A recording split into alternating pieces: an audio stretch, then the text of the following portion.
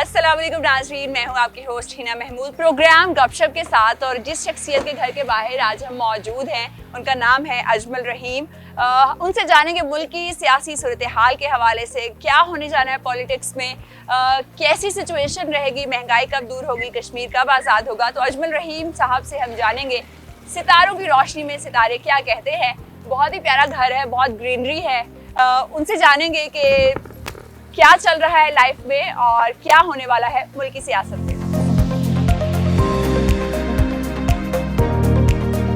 अस्सलाम वालेकुम सर, कैसे हैं आप? बहुत प्यारा बच्चे माशाल्लाह। ग्रैंडसन है मेरा। बहुत प्यारा। क्या नाम है इसका? इसका नाम है सैयद मोहम्मद अजान रहीम। अजान रहीम, बहुत प्यारा बच्चा है। कौन है? इधर देखिए कैमरा की तरफ देखिए, इतना प्यारा बेबी है माशाल्लाह, बहुत प्यारा है। वो स्माइल भी करता है। तो सर कैसे हालात है, क्या तबीयत कैसी है? आसानी से पहुंच गई जी, इजीली पहुंच गए। घर माशाल्लाह आपका बहुत प्यारा है, बहुत एरी और बहुत रोशन। जंगल वालों का घर ऐसे होता है। बहुत प्यारा माशाल्लाह घर है और लाहौर में दरख्त जो है वो एक नेमत है। हाँ जी। आज आपका हम टाइम लेंगे, मुल्क की सियासी सूरत हाल के बारे में जानेंगे। तो चलते हैं और जानते हैं सियासी सूरत हाल।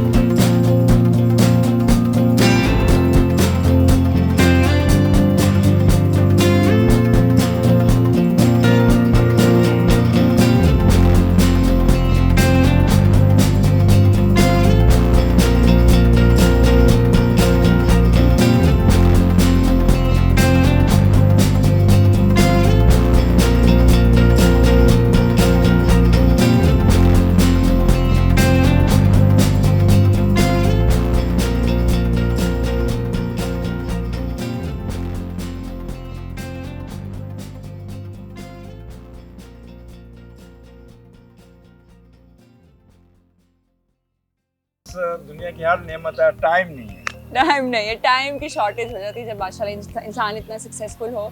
मैंने भी आपका यूट्यूब चैनल सब्सक्राइब किया हुआ है, रोज़ सुबह उठ के अपने सितारों का हाल देखती हूँ कि मतलब एहतियात करता है इंसान, थोड़े से आपको साइंस मिल जाते हैं। अंदर चलते हैं, बात करते हैं मज़ीद कि मुल्की सियासत में क्या होने जा रहा है। चल।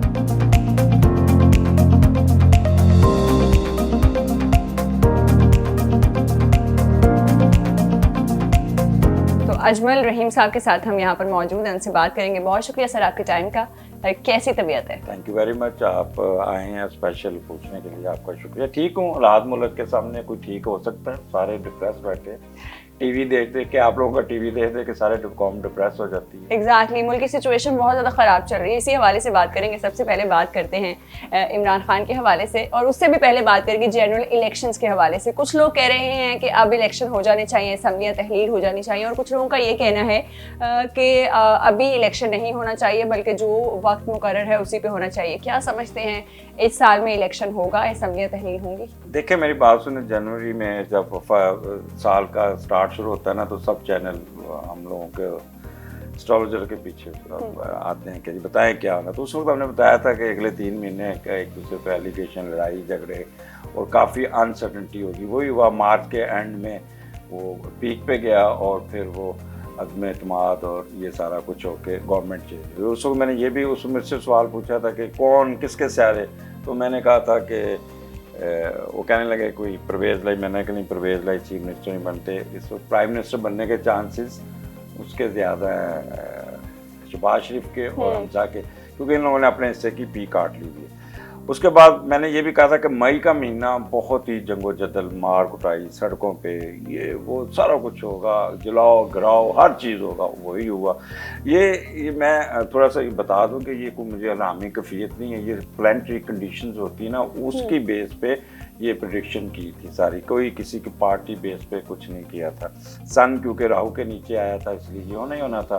फिर मैंने अपने चैनल पे कहा था कि 20 मई तक इमरान खान अगर जोर लगा ले, जैसे 22 क्रॉस करेंगे इमरान खान साहब पीछे रह जाएंगे। सेम हैपन, अगर वो मुल्तान से निकलते जाते तो यकीन करें कि he would have achieved the results. But वो टाइम गुजर गया, सन निकल के जेमिनी में आ गया और वहाँ पे वो उनकी जो तहरीक थी ना 25 को ठुस हो गई। ठुस तो नहीं कह सकते, लेकिन कंट्रोवर्शियल होगी। उन्होंने फिर मरकरी रेट्रोग्रेड हो गया, वीनस थन नीचे दब गया उनका। सारी वीनस जब राहु के नीचे आया तो सियासत उनकी गली की तरी रहेगी। देखें जो होता है ना लॉन्ग मार्च, ये वो इस पर नहीं डिपेंड करता है कौन सा आता है, उसमें फिर गिव एंड टेक वाली बात नहीं होती, फिर चढ़ दौड़ते हैं। क्योंकि उस वक्त उनकी सिचुएशन, उनका कम्युनिकेशन गैप इतना आया कि वो इस वक्त सवाए तकरीर करने के उसके बाद उनके पास कुछ भी नहीं है। इलेक्शन मैंने ये भी कहा था कि इलेक्शन जो है ना, अगर तो 20 को वो असम्बलियाँ डिज़ाल्व कर लेते हैं तो फिर इलेक्शन अक्टूबर में होगा, और इन केस अगर नहीं होता तो फिर मार्च में जाके, मार्च अप्रैल 2023 में जाके इलेक्शन का सीन बनेगा। तो अब ये नेक्स्ट ईयर ही होगा, नेक्स्ट ईयर चला जाएगा। अच्छा, अभी एक चीज़ आएगी, जैसे ये अभी 10-15 दिन सुकून के गुजरेंगे।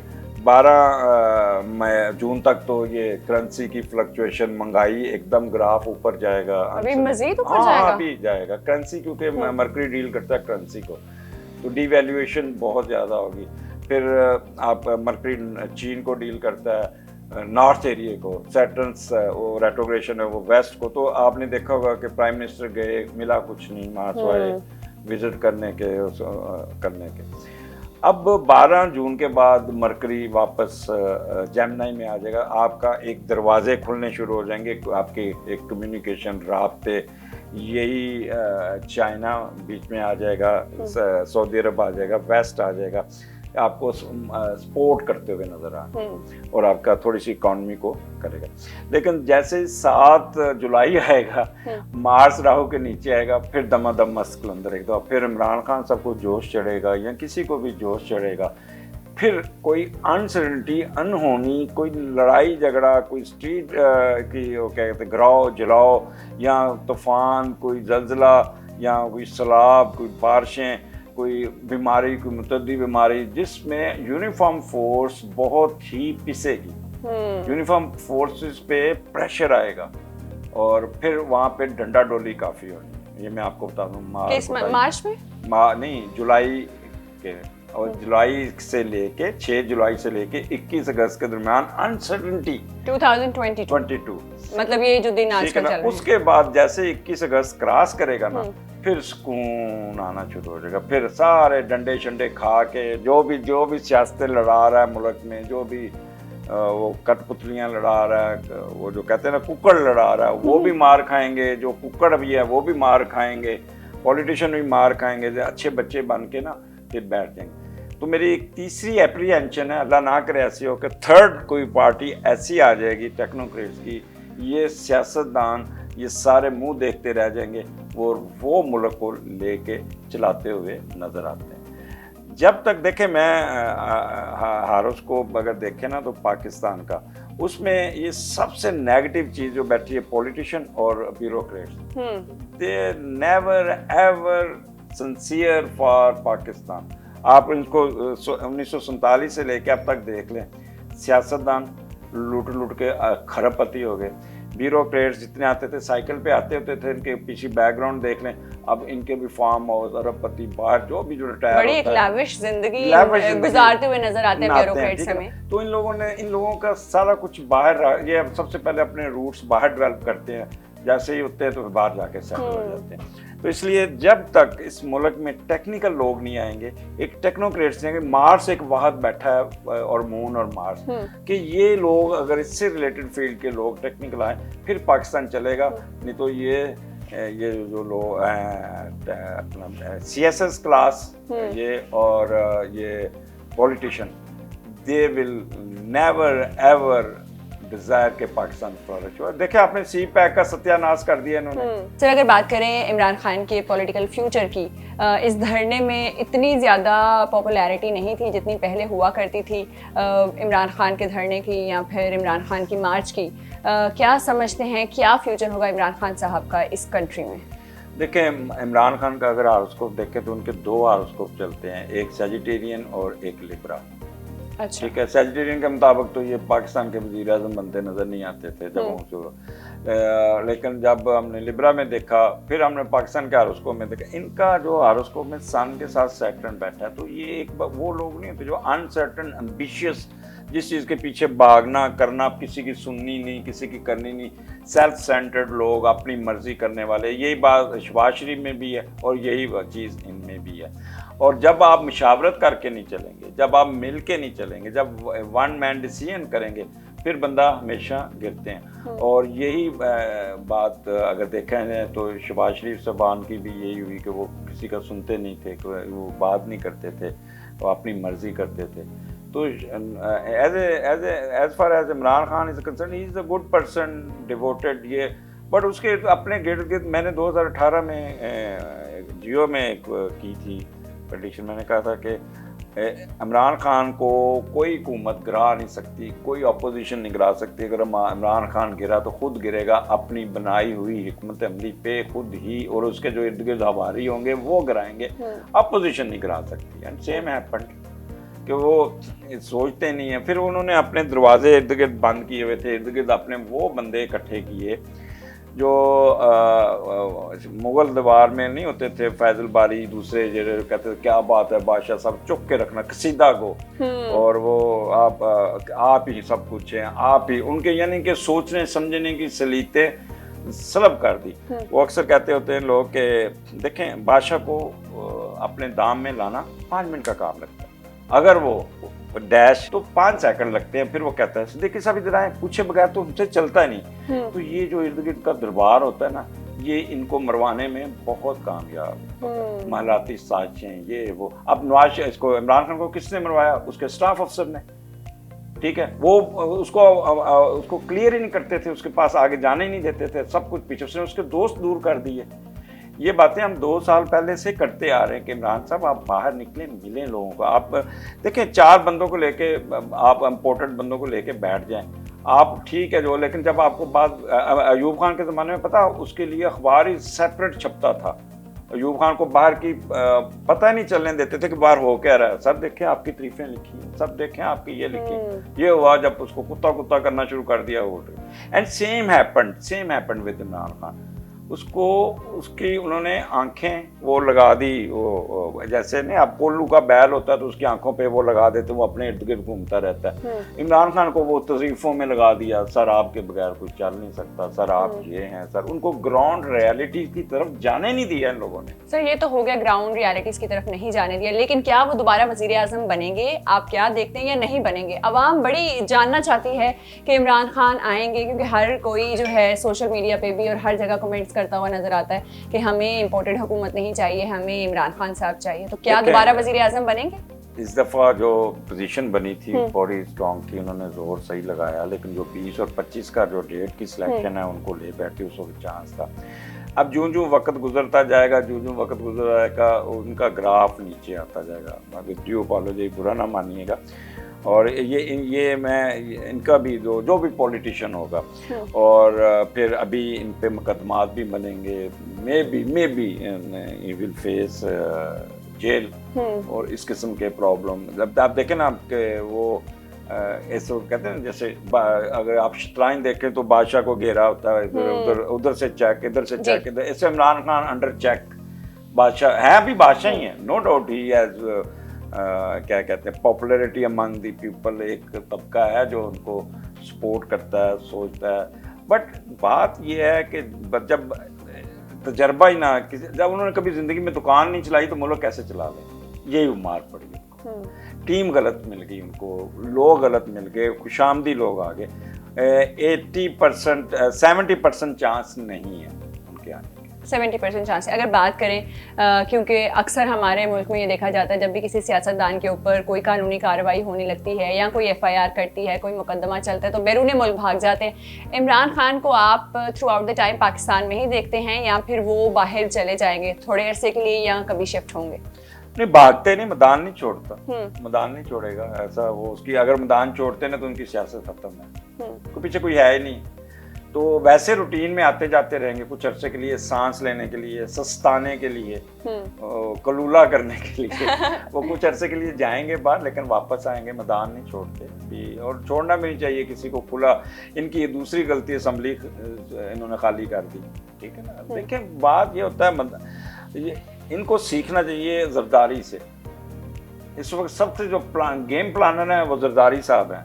उन्होंने उनको भी शय पे रखा और इनको भी रखा। शुरू में अगर 3-4 साल इन्होंने कामयाबी से गुजारे ना, तो पीछे जरदारी की सारी इंस्ट्रक्शन, जरदारी साहब इनको मुश्किल वक्त से निकाल लेते थे। फिर इन्होंने जरदारी साहब को निशिस्त पे रख लिया। शिस्त पे रखना था, निशिस्त पे रखा, बना के नहीं रखी बाकी पॉलिटिकल पार्टी से। अगर बात करें नून लीग के हवाले से, नून लीग जो है मरियम नवाज बड़ी मुतहरिक उसमें नज़र आती हैं, और दूसरी तरफ हमजा शहबाज भी। क्या देखते हैं नून लीग को फ्यूचर में कौन सरबराही करेगा उनकी पार्टी की, नून लीग की, मरियम नवाज या हमजा शहबाज? ये ज़्यादा चांसेस अभी फिलहाल शहबाज शरीफ के हैं। मरियम आगे जाके 2-3 साल बाद फिर वो एक्टिव हो जाएंगे। अभी वो she is facing legal charges और ये इस तरह वो ज़रा भी लंबे चलेंगे। नवाज शरीफ साहब पीछे रह के हुकूमत करेंगे जैसे ही इज़ डूइंग।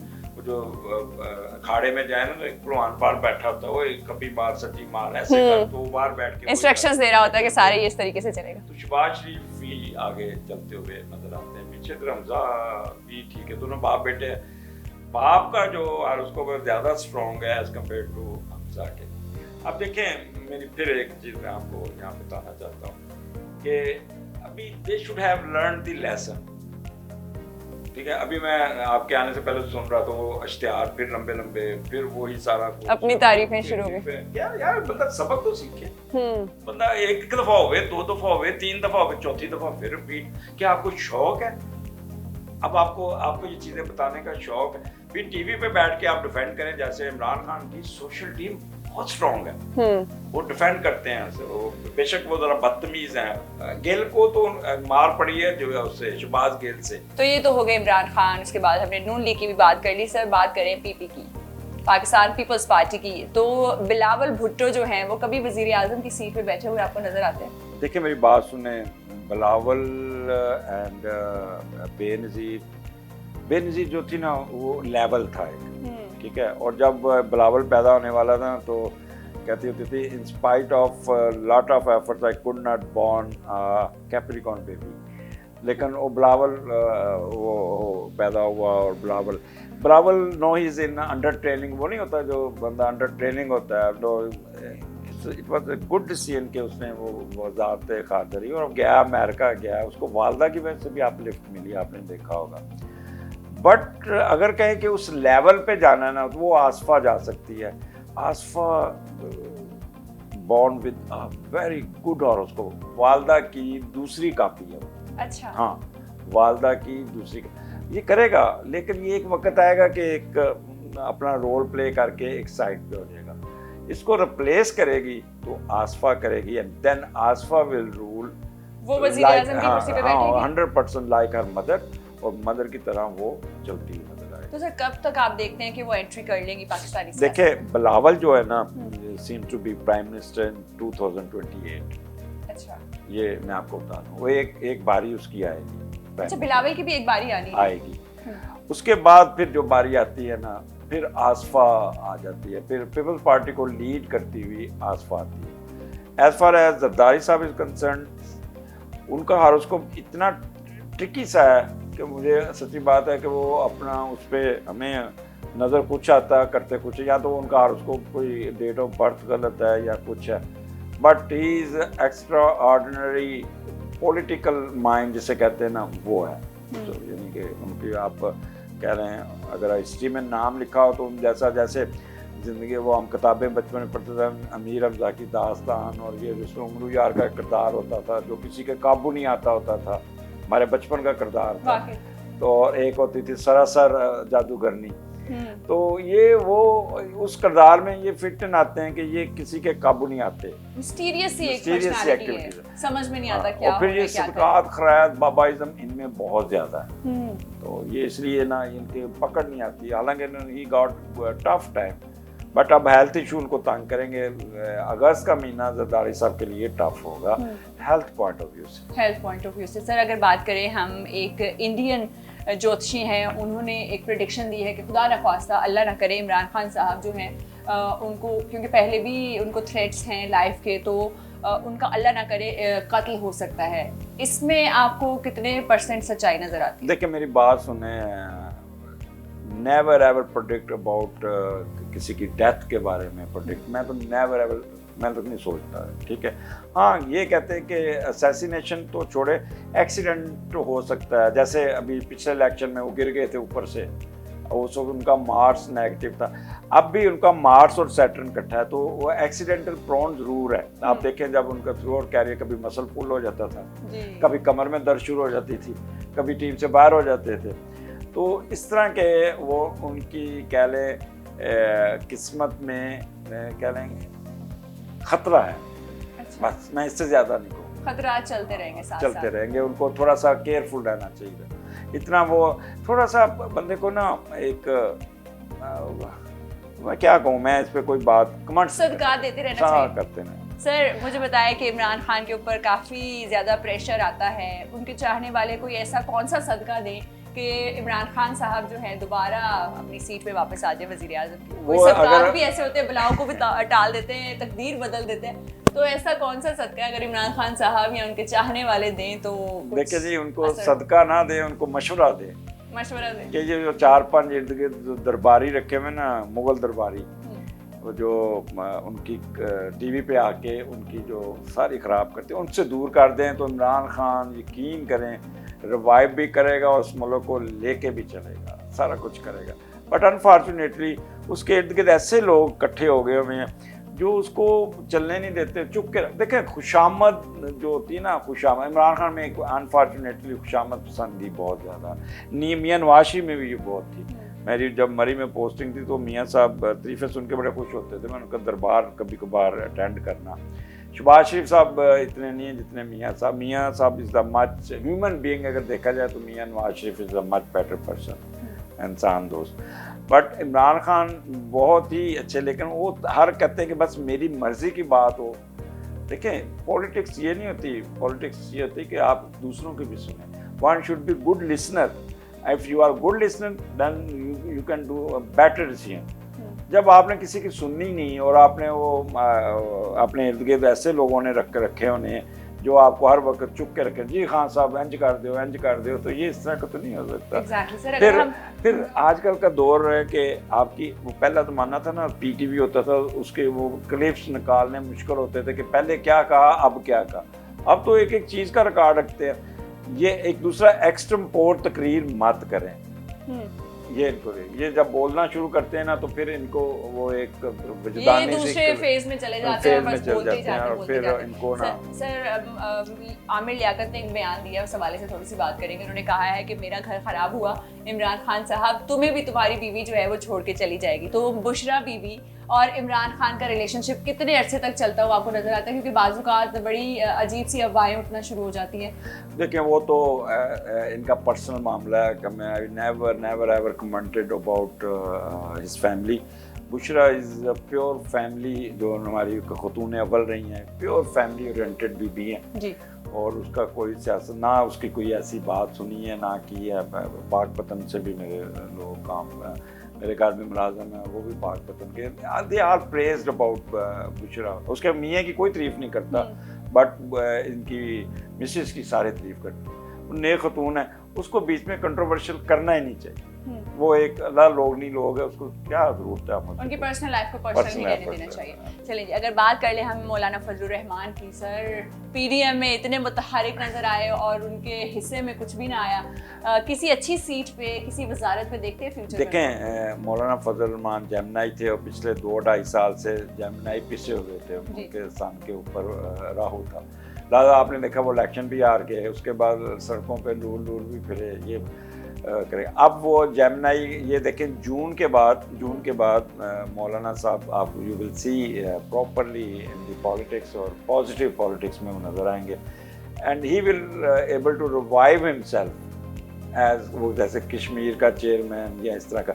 ये नहीं है कि वो प्रेसिडेंट बन जाएंगे या ये करना है, ये it's very difficult for him. हाँ अलबत्ता मिनिस्ट्री सियासत में रिवाइवल और वही जो पुराना रोल वो करते रहे। बेसिकली मजहबी बंदा है, मजहबी तरीके से चलता रहे। आपने एक चीज़ उसमें देखी है, उस पर इतनी गालियाँ लोगों ने निकाली, लेकिन आज तक उसकी ज़ुबान चुस्ता ज़ुबान है उसकी, उसने कभी किसी को गाली नहीं निकाली। एग्जैक्टली सही बात करें आप। सर सिराजुल हक साहब की बात करें, उनका ये कहना है कि पाकिस्तान की तकदीर एक ही पार्टी बदल सकती है, वो है जमात इस्लामी। सिराजुल हक की हुकूमत देखते हैं आप, जमात इस्लामी की हुकूमत देखते हैं पाकिस्तान? देखिए जमात इस्लामी के लोग जो है ना वो बड़े पैट्रोटिज्म वाले और ऑनेस्ट लोग हैं, ये करना, और पाकिस्तान में ऑनेस्ट बंदे की कोई जगह नहीं, बस उससे ज़्यादा नहीं कर सकते। पाकिस्तान में वो कामयाब है जो झूठ बोले, फ्रॉड करे, इधर की उधर करे, ख्वाब दिखाए और अपने लिए सोचे।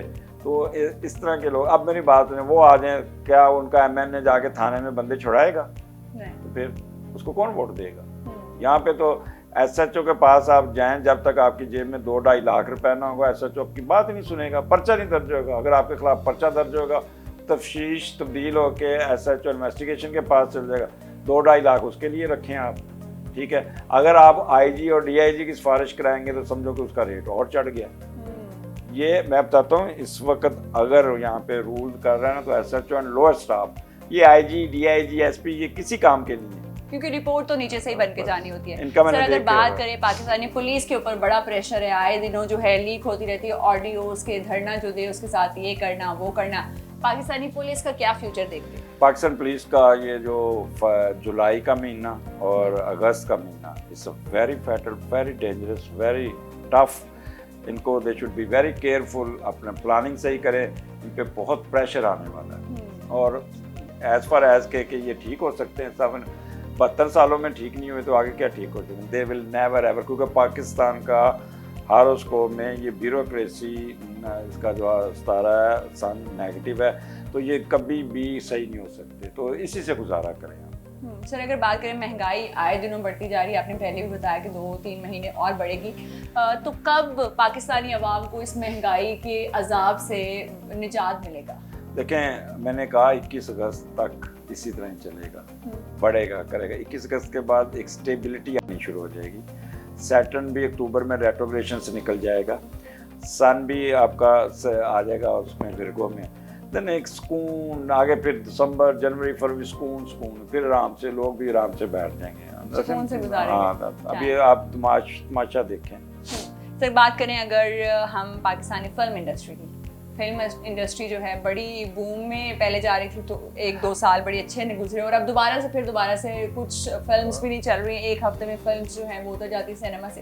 पाकिस्तानी फिल्म इंडस्ट्री में कुछ बेहतरी देखते हैं फ्यूचर में? देखें, इस वक्त वीनस बुरी तरह इन्फेक्टेड है, और मैंने पिछला एक प्रोग्राम भी कहा था कि ये ईद तक कोई फिल्म ना लगाएं, ईद के एक हफ्ता पहले वीनस पॉजिटिव होगा। आपने नोट किया ये पिछले जितनी फिल्में लगी ठुस होके गिर गई, ठीक है ना। तो ये मीडिया अभी बच्चे की तरह फ्लरिश कर रहा है, लेकिन अगले 2 सालों के बाद इनकी, यानी कि अगर 2023 देखें तो ये फिल्म इंडस्ट्री बूस्ट करेगी, फिल्म इंडस्ट्री 2023 तक बूस्ट करेगी। और बात करें हम टेलीविजन मीडिया, न्यूज़ मीडिया की, तो इसका क्या फ्यूचर है? क्योंकि सर देखिए, कुछ अगर पीटीआई की हुकूमत आती है, नून लीग की, हर एक दौर में या तो बहुत फ्लॉरिश करता है या फिर इश्तिहारात मिलना कम हो जाते हैं। क्या देखते हैं पाकिस्तान न्यूज़ मीडिया का क्या फ्यूचर है? देखिए, फ्यूचर तो बहुत अच्छा है, बट एक चीज़ आदत पड़ गई है, धड़ाबंदी। आप हम लोग जैसे कहते हैं, जैसे अवाम वैसे लोग, उस तरह के। अब मुझे बताएं, कभी मैं जब हम बचपन में देखते थे पीटीवी पे न्यूज़ आती थी, एक बैलेंस थी, कितने एक सुकून होता था, एक 9 बजे से 9:30 बजे का खबरनामा देखना, उसके बाद लोगों ने सो जाना।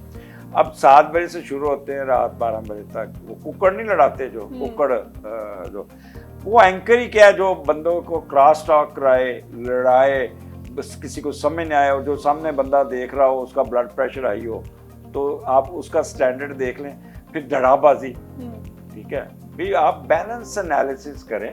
तो इस वक्त मीडिया जो है ना, वो सोशल मीडिया के आने से ना जीरो पे चला गया। अब इनकी वैल्यू, टीवी वाले मीडिया की वैल्यू कोई नहीं। सोशल मीडिया जो है, सोशल मीडिया, ये लोग वैसे ही सेंसेशनल करके ना अपनी वैल्यू लेते हैं। अब नोट किया, सियासतदानों को भी इनकी जरूरत नहीं है टीवी चैनल्स की, वो सोशल मीडिया इतना स्ट्रॉन्ग है। अब सोशल मीडिया ही आगे दौर जो है वो सोशल मीडिया का है, तो सबको अपने यूट्यूब चैनल बना लेने चाहिए, और जो टैलेंट आप में है उसको खुल के सामने लेके आए नाज़रीन। देखिए, मैं एक और ऐड करूं, साफी वो है जो बैलेंस करे, ठीक है ना। वो नहीं कि गाली गलोच, मैं नाम नहीं लेना चाहता, 5-6 ऐसे हैं जो शुरू होते हैं गाली गलोच पे, वो ये। मुझे एक चीज़ बता दे, आप तो अभी छोटी हैं ना बहुत ज़्यादा, हमने तो, I am no 62 years old, और मैं बड़ा अखबारों में लिखता भी होता था। मेरे बड़े दोस्त थे ये साफ़ी, अभी भी हैं, मैं जैसे ये नासिर नकवी वगैरह, ये लोग ये जेन्युइन साफ़ी होते थे।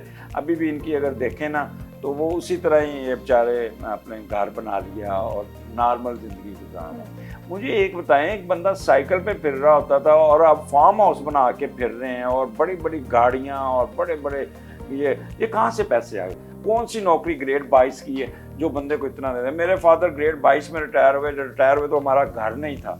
ग्रेड 22 कोई थोड़ी नहीं, फेडरल सेक्रेटरी, ठीक है ना। मुझे बताएं, कौन सी तनख्वाह इनकी ऐसी है कि जो ये इतने बड़े फार्म में थे? आपके फादर ईमानदार थे? नहीं, ईमानदारी की बात नहीं करें, अगर देखा जाए तो इसका मतलब है कि कहीं ना कहीं से तो ग्रेटिफिकेशन आ रही है ना। मुझे बताएं, 64 लाख रुपए अगर एक एंकर ले रहा है, किस चीज़ का ले रहा है? अपने आप को बेच रहा है तो ले रहा है ना। अब अगर मार्केट की वैल्यू देखें, तनख्वाह अगर मिलती है तो ग्रेड 20 की तनख्वाह बनती है 2.25 लाख 3 लाख, ठीक है। In which capacity they are getting 64 lakhs 80 lakhs, ये इसका मतलब कि they are selling their themselves. और फिर आप देखें कि उनके जहाज भी हैं और उनके घर भी हैं, और छोड़ें बस, आप छोड़ें। अच्छा, अगर बात करें हम सर, थोड़ी सी अगर बात कर लेते हैं बख्तावर भुट्टो के हवाले से। बख्तावर भुट्टो कभी आपको नजर आती हैं फ्यूचर में कि वो भी सियासत में आएंगे? नहीं, वो बहुत अच्छी माँ, बहुत अच्छी बीवी, बहुत अच्छी एक बहन और घरेलू खतून होगी, बहुत अच्छी कह लेंगे। घर में एक बंदा ऐसा भी होना चाहिए जो थोड़ा गृहस्थी वाला ना, वो उस तरह का होना चाहिए।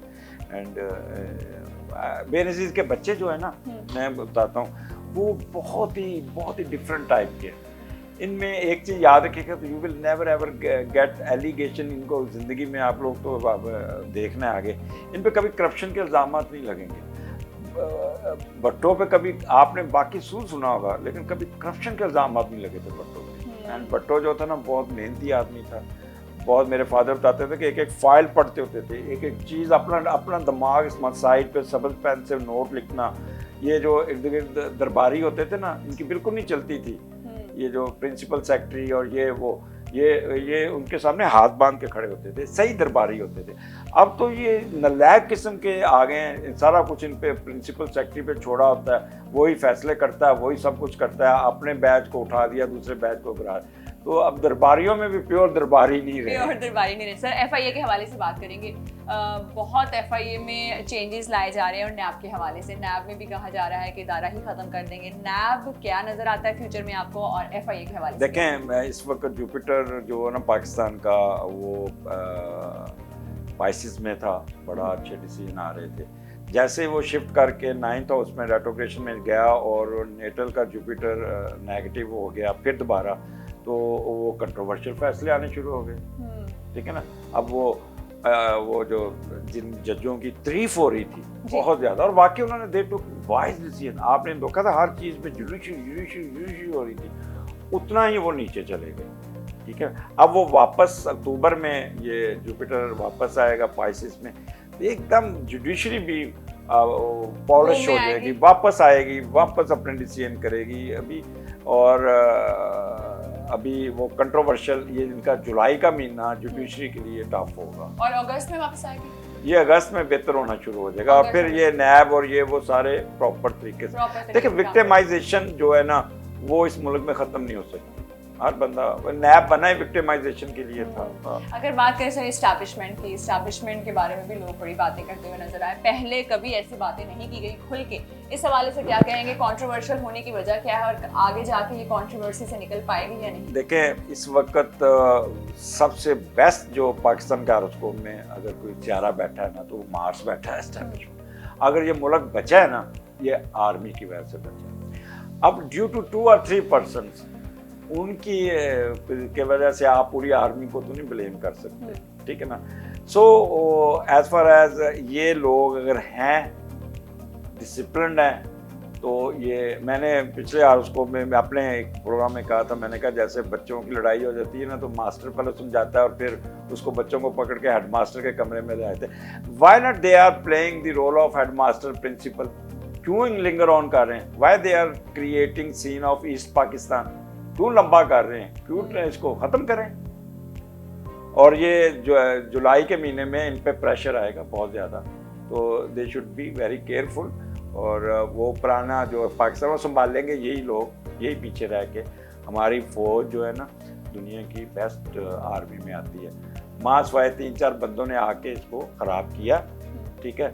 लेकिन मैं बताता हूँ कि नीचे वाले में आप, वो सही कहा है कि जिधर वो चीफ ऑफ आर्मी स्टाफ देखता है तो 7 लाख की आर्मी उधर देखती है। सही है। बड़ी डिसिप्लिन फौज है हमारी, और हमें पूरी उम्मीद भी है, इसको पलूट ना करें। एग्जैक्टली उम्मीद भी है कि पाकिस्तान को बिल्कुल बेहतरी के रास्ते पे लेके जाएगी। सर अगर बात करें मार्शल लॉ के हवाले से, लगता हुआ देखते हैं पाकिस्तान में? बिल्कुल नहीं लगेगा मार्शल लॉ, पर पीछे रह के कंट्रोल, डिसीजन, फैसला, फाइनलाइजेशन, जो भी रोल वो आर्मी का ही होगा, वो ही होगा। बच्चों सीधे हो जाओ, सोटिए मास्टर पकड़ के था, सीधे हो जाओ, सीधे हो जाओ। लेकिन ये खुद सामने नहीं आएंगे। Next chief of army staff, मैं नाम नहीं डिस्क्लोज कर सकता ना, मेरे इस इल्म में नाम आता है, but the next army staff जो होगा वो बाजवा साहब भी अच्छे हैं, लेकिन बाजवा साहब मेड इन सेल्फ कंट्रोवर्शियल, थोड़ा सा प्रेशर आया, वो उनका कसूर नहीं था, प्लानिटरी कंडीशन ही ऐसी थी।